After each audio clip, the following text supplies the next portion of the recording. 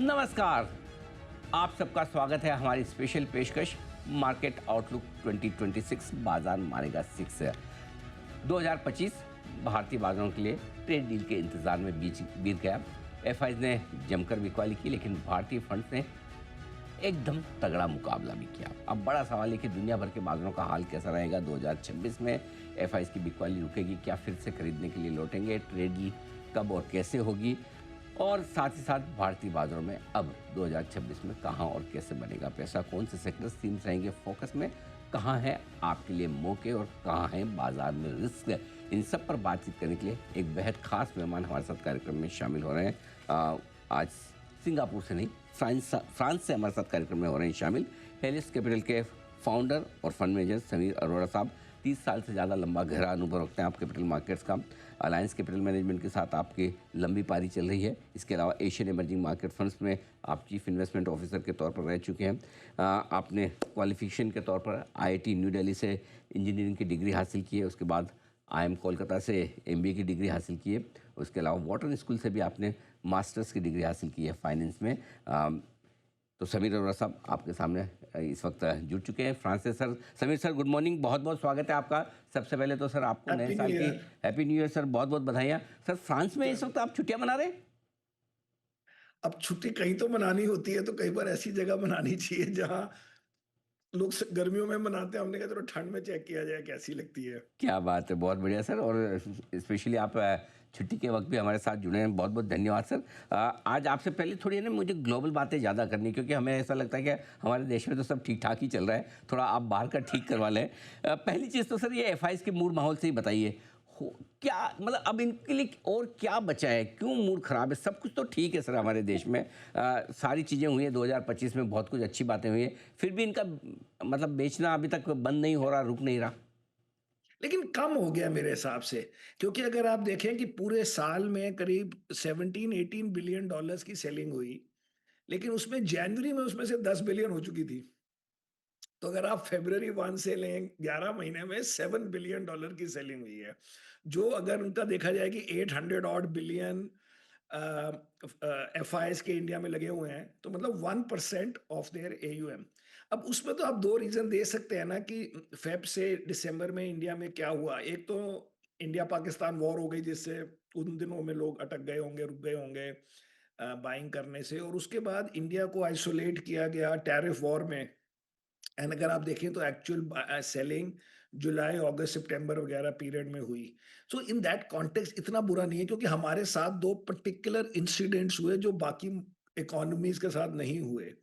And secondly फिर आप बाकी स्टोरीज तो सभी बोलते हैं कि इंडिया के पास एआई स्टॉक्स नहीं है, या 4 साल चाइना ने बड़ा गंदा किया था, तो लास्ट सितंबर से चाइना डिड वेल। लेकिन मुझे लगता है वो फेज अब ओवर हो गया है, मोर और लेस। मैं इस तरीके से कह सकता हूँ कि हीलियोस कैपिटल को, या हीलियोस कैपिटल के एफआईआई एयूएम 2025 में मोर देन डबल हो गया। दैट मीन्स किसी ने तो फिर भी ढूंढा ना इंडियन फंड मैनेजर कि इंडिया में और लगाने के लिए। तो ये चल रही है कश्मकश। बट मुझे लगता है ये फेज ऑफ इंडिया को, इंडिया में सेलिंग हो रही है, बाकी वर्ल्ड में बाइंग हो रही है, वो फेज मोर और लेस खत्म है अब। है। सर, आपने एआई बबल की भी बात की, तो अब अमेरिकी बाजारों में क्या लग रहा है सर? क्या आपको लगता है कि एआई बड़ी चीज़ है, अगली नई बड़ी वेल्थ स्टॉक मार्केट में, मार्केट कैपिटलाइजेशन के लिहाज से, वेल्थ के लिहाज से एआई स्टॉक्स में ही बननी है, या फिर 2026 में इस बबल की बड़ी रिस्क है? मैं पहली बात तो बबल कहना बड़ा मुश्किल काम है कि बबल है कि नहीं, बट बिग पिक्चर में ये है कि मैंने एक बुक पढ़ी थी जो मैं कई बार रिकमेंड करता हूँ, उसका नाम है एंजिन्स दैट मूव मार्केट्स। तो उसमें अगर वो आपको पढ़नी चाहिए, हम्म। उसमें क्या है कि हर चैप्टर अलग अलग टेक्नोलॉजीज पर है। एक पहले, सबसे पहले शिपिंग, जब वो रेल रोड, मतलब पुरानी, फिर टेलीकॉम, फिर इंटरनेट, कुछ भी ले लें। और उसके बाद ये लेटेस्ट आ गए अपना, वो ये व्हाट्सएप, सोशल मीडिया वगैरह वगैरह। और सब में ये पता लगा कि शुरू में आपको विनर नहीं पता लगते, शुरू में आपको लूजर्स पता लगते हैं। So it is easier to know कि इसमें हारेगा कौन, जीतेगा का नहीं पता लगता। जैसे जब ये ब्लैकबेरी चैट आया, या मैसेंजर आया, या ये अपना एप्पल का वो आया जो भी फेस टाइम, तो ये पता लगा कि एसएमएस कम हो जाएंगे। बट उनमें से कौन जीतेगा ये क्लियर नहीं था। जैसे अब ये ओटीटी वगैरह आए, आपको ये पता लग गया कि मल्टीप्लेक्स मूवीज़ देखने लोग कम कर देंगे, लेकिन ये नहीं पता लगेगा कि ज़ी वाला चलेगा कि सोनी वाला चलेगा कि नेटफ्लिक्स चलेगा इंडिया के हिसाब से। उसको और साल लगते हैं पता लगाने में। So it is therefore it is easier to see कि कहाँ-कहाँ इसका इम्पैक्ट होगा नेगेटिव, बिकॉज़ वो जो विनर्स होते हैं वो चलते रहते हैं, उसके 2 साल बाद नया बंदा भी आके विनर बन जाता है कई बारी। इट्स नॉट कि the first guy is always the winner. इसलिए एआई को आप खाली नेगेटिव नज़र से देखें। उस नेगेटिव नज़र से हम देखते हैं और हमें लगता है कि इंडिया में एक नेगेटिव है व्हिच इज़ कि Indian IT sector is a negative this thing from AI attack. Uh, आपने बुक का नाम बताया सर, कौन सी पढ़ी? Angel engine that moves markets या engine that engines move that move markets. Engine बहुत दैट बढ़िया मूव किताब है, मार्केट, ओके। बहुत ही अच्छी किताब है। हाँ, तो बिल्कुल हम मैंने कहा सोचा कि हमारे दर्शकों को भी पता चल जाए। एंजिन दैट मूव्स मार्केट, ये है वो पुस्तक जो आपको ज़रूर इस साल पढ़नी चाहिए। तो मैं उसी फ्रेमवर्क से काम करता हूँ। हाँ, बेसिकली कहने का मतलब है विनर आसान नहीं है। जी। बाद में जो विनर बन जाएगा, डिक्लेयर हो जाएगा, फिर वो चलता रहेगा कई सालों साल तक ऑफ कोर्स। बट शुरू में आपको ये समझ आनी चाहिए कि इसका नेगेटिव फॉल आउट क्या है। तो अभी वो आसान है देखना मेरे हिसाब से as far as Indian investing is concerned. अब यूएस में तो कई लीडर्स डिक्लेयर हो गए हैं ना, जैसे गूगल या एनवीडिया भी कह लें, तो उस पे आप बेट करें ना करें वो अलग स्टोरी है। लेकिन अगर हम अपने उसमें देखें कि हमें क्या एंगल कर सकते हैं इंडिया में, हमें विनर्स नहीं आसानी से नज़र आएँगे इसके अभी। बात है। तो ये आपके लिए, लेकिन क्या इसके अलावा और कोई रिस्क है भारतीय बाज़ारों के लिए 2026 में सर? तो मुझे लगता है कि यूएस के मार्केट का थोड़ा-सा करेक्ट होना, थोड़ा कंज़्यूमर स्लो डाउन होना, वो रिस्क क्यों नहीं है? क्योंकि हमने उनके बुल रन में कहाँ पार्टिसिपेट किया इस साल? हमारे को तो एक्सपोर्ट भी नहीं अलाउड वहाँ पे अभी विद अ 50% टैरिफ।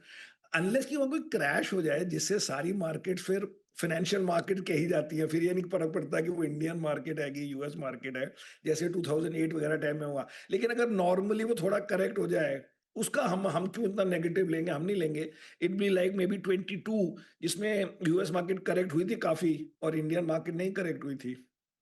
सो अभी के लिए जब उनके पॉजिटिव पीरियड में हमें उनके साथ एसोसिएट नहीं किया गया, अनलेस कि सुपर नेगेटिव पीरियड आ जाए, there is no need to worry कि वो हमारे लिए ओवरहैंग है जी कि वो उनका भी लग भी नहीं रहा कि वो ठीक मतलब कि वो करेक्ट होना चाहते हैं। अभी तो वो अपने बुल रन में घूम रहे हैं। क्या आपको लगता है कि 2026 में भी पैसा अमेरिका की इक्विटी में हमसे ज़्यादा बनेगा?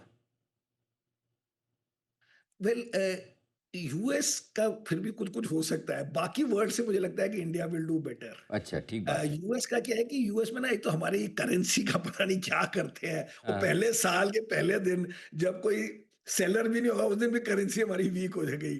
तो वो 3-4% का जो गिफ्ट मिल जाता है फॉर इन्वेस्टिंग वाया मतलब इन यूएस वो पहले we have to overcome. But broadly broadly अगर आप 5 साल का पीरियड लें, 10 साल का पीरियड लें, 15 साल का पीरियड लें और ये कोई लॉजिक नहीं है कि इस साल नेगेटिव था मतलब 25 में तो ये करेक्ट फ्रेमवर्क है। Basically Indian market dollar term में बुरा नहीं करता। सो द रीजन कि वो 25 में किया है क्योंकि 4-5 साल बाद 1 साल की करेक्शन होती है, बल्कि इंडिया में करेक्शन रुपी टर्म्स में एटलीस्ट नहीं हुई। इट इज़ कि वो बढ़ी बहुत कम बढ़ी 5-7% और वो भी लोगों को बुरा नहीं लगता। लेकिन जब उन्होंने देखा कि कोरिया पे 60% और चाइना पे इतने परसेंट और यूएसए पे 25% फिर दुखी हो गए लोग। सर, गोल्ड सिल्वर 2025 के स्टार परफॉर्मर थे। वैसे तो आप हार्डकोर इक्विटी वाले हैं, लेकिन कोई कितना भी इक्विटी वाला हो, इस साल के तो गोल्ड और सिल्वर के मुंह को आप इग्नोर कर नहीं सकते। What next? अब क्या सर, बहुत ज़्यादा हो गया कुछ? तो जी मेरे पास गोल्ड बहुत है। अच्छा। गोल्ड हमारे ग्लोबल फंड में भी है और मेरे पास भी 10% के करीब गोल्ड होगा और बड़े वाह। सालों से है। सिल्वर मैंने नहीं लिया। गोल्ड मेरे हिसाब से मैं क्यों लेता था या अभी भी रखता हूँ और रिकमेंड भी करता हूँ कि लोगों को लगता है व्हिच इज़ फेयर एक risk long term tail risk जिसको बोलते हैं कि मतलब लो प्रोबेबिलिटी बट वो है कि यूएस की करेंसी यूएस का डेट फाइनेंस करना मुश्किल हो जाए बिकॉज़ यूएस का डेट बड़ा हाई है उनके इंटरेस्ट बिल से ही जो उनका 36-37 ट्रिलियन डॉलर का डेट है। दैट मीन्स अगर आपसे आप 4-5% दे रहे हो, तो आप डेढ़ 2 ट्रिलियन तो खाली इंटरेस्ट दे रहे हैं। तो वो अनसस्टेनेबल हो जाता है अगर आप उसको एक्सटेंड करेंगे ऐसे ही रहेगा। एक्चुअली रे डालियो उनकी मैंने किताब भी पढ़ी थी इस साल वो भी अच्छी किताब है हाउ कंट्रीज़ की हाउ नेशंस गो बैंकरप्ट। सो उसमें यही लॉजिक थी कि लॉन्ग टर्म में ये रिस्क है। अब उस रिस्क का कोई तोड़ नहीं है। उसका खाली है कि आप गोल्ड खरीद के सो जाओ। तो मैं गोल्ड आपने देखा कि जो सेंट्रल बैंक्स हैं, ये सारी कंट्रीज़ के सेंट्रल बैंक्स ने बहुत गोल्ड खरीदा है इस साल। मतलब 25 में भी या लास्ट फ्यू इयर्स में। आप रैंडमली गूगल में टाइप करें कि gold bought by central banks in some year 25, 24। अब फिर आप लिखो gold bought by central banks in 2010, 8, 10, 11, 12। आप देखोगे अपने आप रैंडमली कोई ईयर 2-3 करके चेक कर लें, 3 टाइम्स, 2 टाइम्स उन्होंने गोल्ड खरीदा। तो मुझे लगता था कि सेंट्रल बैंक्स भी गोल्ड खरीद रहे हैं और ये बिग रिस्क भी है। लेकिन सिल्वर मुझे लगता था poor man's gold, and silver looks more speculative because silver ये नहीं खरीदते, सेंट्रल बैंक्स नहीं खरीदते because they can not hoard इतना, करेंगे कैसे? रखेंगे कहाँ? बट सिल्वर की स्टोरी बन गई कि जी ये उसमें यूज़ होता है, सोलर में यूज़ होता है, पता नहीं ईवी में यूज़ होता है, वो कहानी बना दी गई है उसकी। वो मैं उसका बिलीवर नहीं हूँ। तो मेरे पास सिल्वर एक भी नहीं है, लिया भी नहीं आज तक मैंने, मतलब लास्ट 4-5 सालों में। परफेक्ट, ठीक बात है।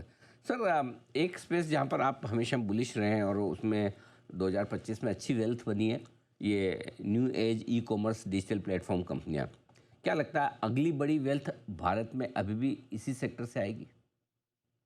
तो जी न्यू एज में क्या है कि लोगों को लगता है जब ये कंपनी लिस्ट होती है कि ये तो लॉस मेकिंग कंपनी है, ये तो वीसी हमें पागल बना के जा रहे हैं। लेकिन अगर आप देखें कि जो वीसी फंड है, उसने पहले ऐसी 15 कंपनियों में इन्वेस्ट किया होता है, जिसमें से एक कंपनी इस लायक होती है जो लिस्ट हो पाए।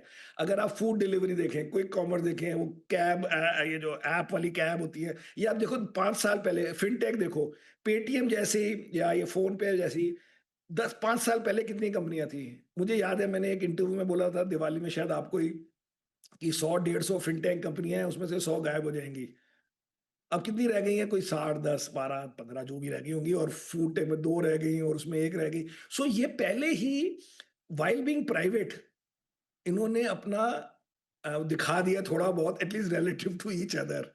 तो उसके बाद अगर उसकी, हमारी लॉजिक ये है कि अगर वो company when it is going public, हमें लगे कि हाँ, ये चीज़ यूज़फुल कर रहा है, ये चीज़ लोगों को चाहिए, या उनको पता भी नहीं था कि उनको चाहिए लेकिन उनको पसंद आएगी। जैसे क्विक कॉमर्स तो लोगों ने सोचा ही नहीं होगा पहले, और इसकी कोई वैल्यू है इंडिया के एंगल से, तब आप उसको 3-4 साल का आपको टाइम देना पड़ेगा कि ठीक है, आज लॉस बना रहा है, लेकिन ग्रोथ फिर हाई होनी चाहिए, ताकि आप इमेजिन कर सको कि 2-3 सालों में ये इतना हो जाएगा और फिर सडनली वो स्केल अप हो जाएगा। And that is how world wide ये जो न्यू कंपनीज़ हैं, जिनमें सबसे ज़्यादा वेल्थ बनी है 2000 से आज तक, आप पहले दिन को मुझे प्रॉफिट दिखाओ यार, इसका तो पी 15 नहीं है, इसका 15 2000 पी है, क्योंकि आप क्या करते हो, वो कंपनी जब लॉस से प्रॉफिट करती है एक एक पहली बार, तो उसका प्रॉफिट हो जाता है सपोज 0.1, आप 200 रुपए को डिवाइड करते हो कि तो हाय हाय 2000 का पी हो गया 2000। ऐसे नहीं होता ना इन्वेस्टिंग।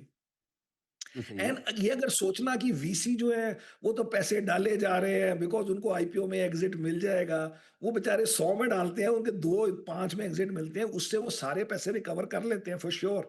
लेकिन ये सब एजुकेटेड इन्वेस्टिंग या बेटिंग हो रही है, इतना ब्लैक एंड व्हाइट नहीं होता। और 2000 पी है तो बड़ा खराब है, 8 पी है तो बहुत बढ़िया है, ऐसे नहीं काम हो सकता ना। ठीक बात है, बिल्कुल फेयर इनफ है। ये बात तो आपकी एकदम सही है कि सारी पी फंड्स को सारी कंपनियों में कहाँ एग्जिट मिलता है। एक चीज़ और है जो 2026 के लिए बड़ी इंपॉर्टेंट है बाज़ार के लिहाज से, मिड कैप और स्मॉल कैप शेयर।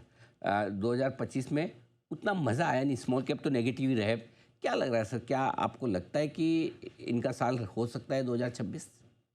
सो मेरी लॉजिक थी, क्योंकि जब हमने ये स्मॉल कैप फंड अप्रूव किया हीलियोस इंडिया में लॉन्च करने के लिए, तो यही क्वेश्चन था। उससे पहले मिड कैप भी हमारा सॉर्ट ऑफ नेगेटिव पीरियड में आया था। दैट मेरा व्यू था, जो इस साल तक प्ले नहीं हुआ 25 में, कि एफआईआई पहले सेलिंग बंद करेगा कभी। मेरे हिसाब से अब वो प्लस माइनस होने वाला है। अगर एफआई की सेलिंग भी खाली बंद हो गई, तो जो लार्ज कैप स्टॉक्स हैं वो एक तो पहले तो गिरने बंद हो जाएंगे, एंड सेकेंडली अगर वो लार्ज कैप स्टॉक थोड़े-थोड़े बढ़े, जैसे लोग कहते हैं काफ़ी बाकी फंड मैनेजर, कि large caps will out perform. मुझे लगता है कि अगर आपको लगे कि large caps will go up 10-12%, आप उसमें कंफर्ट हो आपको और आपको पूरा बिलीफ हो, तो फिर सारा जो mutual fund industry and individual investors and even fund managers थोड़ा-थोड़ा हाई ग्रोथ, हायर ग्रोथ के लिए मिड एंड स्मॉल में जाएँगे। क्योंकि अभी आप जो भी कहो लार्ज कैप में वो इतना एक्साइटमेंट नहीं है, बिकॉज़ आईटी सेक्टर ग्रो करता है 6-8%। कंज्यूमर जो पुराने वाला है, वो ग्रो करता है 6-8%। खाली फाइनेंशियल हैं जो 15% टाइप ग्रोथ कर सकते हैं। तो ओवरऑल एग्रीगेट ग्रोथ सबको मिला-विला के 12-13% बनती है। लेकिन अगर आपको कम्फर्ट हो कि जो भी रीज़न है, फ्लो का रीज़न है, वर्ल्ड चल रही है इसलिए रीज़न है, ये लार्ज कैप नहीं गिरेंगे, अपने आप अपने फंड में 4 नए मिड कैप ढूँढने की कोशिश करते हो। सो मेरे हिसाब से mid cap, small caps will do well as soon as we have confidence कि large caps are not falling. Large caps अगर हमारे सिर पे गिर रहे हो तब आप मिड स्मॉल से भागने की कोशिश करते हो। तो अगर आप मार्च से आप जनवरी से मत देखो, आप मार्च 2025 से देखो जब ये मार्केट चलनी शुरू हुई थी। So फिर mid and small have done better than large caps. ठीक बात है। कंपनियों की कमाई एकमात्र शायद भारत के लिए अपना ट्रिगर बचा है जो अभी तक क्लियर होना बाकी। क्या लग रहा है सर, ये क्वार्टर और साथ ही चौथी तिमाही जो मार्च वाली है, आपको लगता है कि एक अच्छे नतीजों वाला सीजन देखने को मिल सकता है और आउटलुक बेहतर होगा? एक्चुअली इसमें ना सारे ब्रोकर्स अपने एस्टिमेट्स बनाते हैं नेक्स्ट ईयर के, क्योंकि वो 200 कंपनियां 300 कंपनियां कवर करते हैं। तो अगर आप देखें, मैंने 2-3 लोगों के देखे हैं, सबके फॉर इसका नहीं कह सकता, बट 27 मार्च ओवर 26 सबके नंबर 15-16% से ऊपर है। सो वन रीजन इज, एक तो काफी खराब रहे पहला क्वार्टर, सेकंड क्वार्टर, उसके बाद आपने ये जीएसटी कट काफी इम्पैक्टफुल रहा। उसके बाद ये जो इंटरेस्ट रेट कट का जो इम्पैक्ट होता है, अगर आप वैसे भी पीएनएल देखिए उसमें आप कहोगे जो इंटरेस्ट कॉस्ट है उसको आपने 15 8-10% कम कर दिया, तो उसी से वो बॉटम लाइन बढ़ जाती है। सो अभी नेक्स्ट ईयर के एस्टिमेट्स काफ़ी हाई हैं, मतलब काफ़ी हाई मीन्स ठीक है। बिकॉज़ अगर आप लॉन्गर टर्म एवरेज देखेंगे इंडिया की, तो करीब 14-15% अर्निंग ग्रोथ होती है। उसमें क्योंकि नॉमिनल ग्रोथ भी हमारी जीडीपी की अब थोड़ी कम हो गई बिकॉज़ इन्फ्लेशन कम हो गई, तो अभी लगता है कि इंडिया खाली 8% पे ग्रो कर रहा है। मतलब नॉमिनल, रियल भी 8 और नॉमिनल भी 8। लेकिन थोड़े दिनों में इन्फ्लेशन 0 तो नहीं रह सकती, 1% तो नहीं रह सकती मेरे हिसाब से। सो नॉमिनल ग्रोथ अपने आप 10-11% हो जाएगी इकोनॉमी की। मतलब अगर 2 2.5% 3% भी इन्फ्लेशन हो गई, जो कि बड़ा रीज़नेबल है कि इतनी होगी, नहीं होगी तो इंटरेस्ट रेट और काटेंगे। तो इसलिए वो घूम फिर के आप 14-15% टाइप के अभी हम सपने ले रहे हैं। येस। 14-15% के सपने अपने ही बोलते हैं हम एंड में, हैं। बिकॉज़ हमारी एक लाइन है, nobody nose anything about anything beyond a point. Yes, ये बट बात तो अप सही। टू दैट पॉइंट हम पूरी मेहनत करते हैं कि भाई कितना पता लग सकता है, कितना है, आप तो फिर एनालाइज सर, कर जब सकते आप ये सपने लेके चल रहे हैं, तो मैं आपसे ये जानना चाहता हूँ कि समीर अरोड़ा साहब 2026 को लेकर बुलिश हैं, पॉजिटिव हैं, न्यूट्रल हैं या नेगेटिव हैं? हैं। आपको मेरी शक्ल देख के क्या लगता है? मुझे सुपर बुलिश लगता है सर। क्योंकि आपकी बुलिश, शक्ल। सुपर बुलिश ना बोलो, बुलिश ठीक है। ठीक है। तो आप सर, एक चीज़ है, मार्केट जो भी हो जैसा भी हो, लेकिन आप रहते हैं हमेशा पॉजिटिव, इसमें कोई डाउट नहीं है। Mood correct. आपका हमेशा अच्छा रहता है, मुस्कुराते हुए रहते हैं। तो ऐसे में एक चीज़ है, आपके इसी से याद आई सर, नया साल का टाइम है, रिजोल्यूशन तो आप भी लेते होंगे। दो रेजोल्यूशन लेने सर आज आपको, दो लेने हैं। एक तो वो लेना है जो मैंने आप पक्के तौर पे तोड़ोगे लेने के बाद। नहीं, वो मैंने बीच में करी थी दिसंबर से ही हाँ, हाँ, कि मैं ये व्हीट नहीं खाऊँगा, हाँ। ब्रेड नहीं खाऊँगा। हुँ। लेकिन अब मैं यहाँ घूम रहा हूँ, यहाँ पे खाली पूरा दिन क्रोइज़ा और ब्रेड ही खा रहा हूँ, bread related things.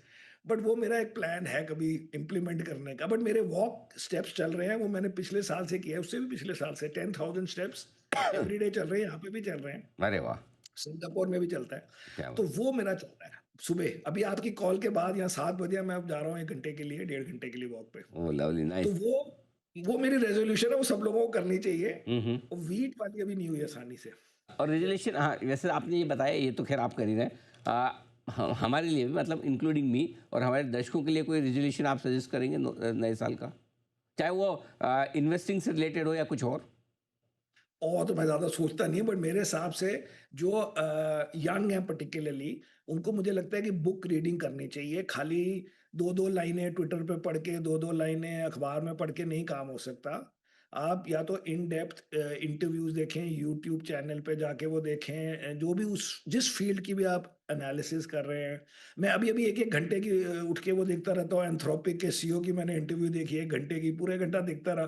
Because you have to learn, इतनी चीज़ें चेंज हो रही हैं वर्ल्ड में।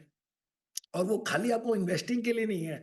आपको आपने पढ़ाई काफ़ी की है, पढ़ाई मीन्स ये बुक्स वगैरह पढ़ी हैं या आपको अप टू डेट नॉलेज है, उसकी आपकी कन्वर्सेशन बेटर होती है, आप दोस्तों के साथ अच्छी बातें कर सकते हैं, सब कुछ चेंज हो जाता है अगर आप अपने आप कुछ चीज़ों में इंटरेस्ट लेके उसमें ज़रा इन डेप्थ जाएँ। लेकिन सर करना बहुत लोग चाहते हैं, लेकिन दिक्कत ये आती है कि समय नहीं होता इतना कम। अब आप कह रहे हैं कि आपने 1 घंटा इंटरव्यू देखा। अब नहीं, नहीं, वो क्या होता है आप यूट्यूब का भी आप खाली आपको शक्ल थोड़ा देखनी है रोज़, आप हम्म, कान में लगा के देख लो। मतलब हम्म, फिज़िकली देखने की ज़रूरत नहीं है। जो जो लोग गाड़ी में जा रहे हैं, बस में जा रहे हैं, उसमें आप मतलब आजकल तो you have to use your ears also, खाली आईज़ से नहीं काम हो रहा ना। ठीक बात है सर। आखिरी सवाल, नए साल के लिए कुछ नई थीम्स, नए सेक्टर्स कुछ सोचे आप? नहीं, मैंने इतने ज़्यादा नहीं सोचे बट अभी मुझे लग रहा है कि ये पावर फाइनेंस कंपनीज़ वग़ैरह अच्छा कर रही हैं, हमारे पास पहले भी थी। तो हमने क्या किया कि हमने स्टडी किया कि लास्ट ईयर कौन-सी कंपनियाँ 20, 30, 40% गिर गई, जिसमें हमें लगता है इतने गिरने की क्या ज़रूरत थी। तो उन सबको हम रिविज़िट कर रहे हैं। तो उसमें काफ़ी कंपनियाँ आती हैं, आपको भी पता है। हमारे अगर आप पोर्टफ़ोलियो देख लोगे, म्यूचुअल फंड वालों के पास भी सेम स्टॉक्स हैं, चाहे वो उन्होंने नए खरीदे हों, लेकिन उनका अगर लास्ट ईयर काफ़ी खराब रहा, मुझे लगता है कि वो मतलब वी आर एनालाइज़िंग कि उनमें से कौन-सी हैं जो इतनी लॉजिक नहीं थी for them to be down 20-30%। तो काफ़ी थी, मतलब काफ़ी मीन्स 5-6 स्टॉक्स तो मिल गए थे हमें। बात है, अभी हम उन्हीं पे नज़र कर रहे हैं। बिल्कुल। समीर सर, बहुत बहुत धन्यवाद, और स्पेशल थैंक्स इसलिए भी कि अर्ली मॉर्निंग फ्रांस में आप सुबह सुबह जगे हैं हमारे लिए। अब वो आपके तो जी मैं मॉर्निंग। रोज़ उठता हूँ काम करने के लिए। थैंक यू सो मच, आपने मुझे अरे मौका दिया उठने का, एक और रीज़न दिया।